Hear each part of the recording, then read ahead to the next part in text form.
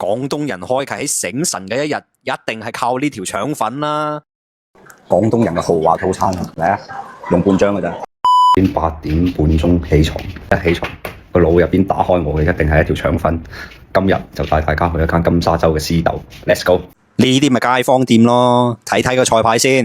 牛肉腸，再要個珠江蛋，再加多個牛河。哇！阿姨啊，廚房真係忙到起晒煙啊！你睇下啲腸粉幾薄，呢個牛河色水幾靚啊！真係，佢炒到啲油係唔會油冧冧嘅，你睇下，超級超香啊！好新鮮啊！佢唔係好似用嗰啲滑粉去揦嗰啲牛肉咁。牛河可能個鑊有啲窿底，食落去有啲別味啊！而且我頭先睇佢啲色水咁均勻，但係食落去唔係好夠味。點咗一個牛肉腸啊，同埋一個珠江加蛋，呢個真係我平時食腸粉必點。但係大家話呢個牛肉腸係佢嘅招牌，咁我試下。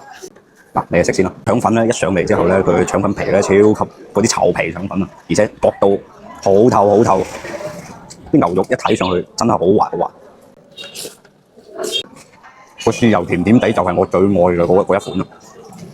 佢配埋咁薄嘅腸粉，入口即化。哇！珠江好滑啊！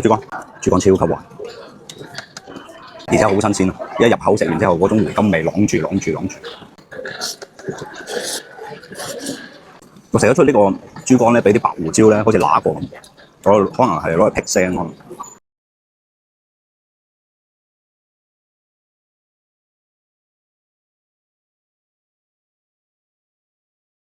又係光盤嘅一日啊！呢次真冇甩拖啦，下次再會。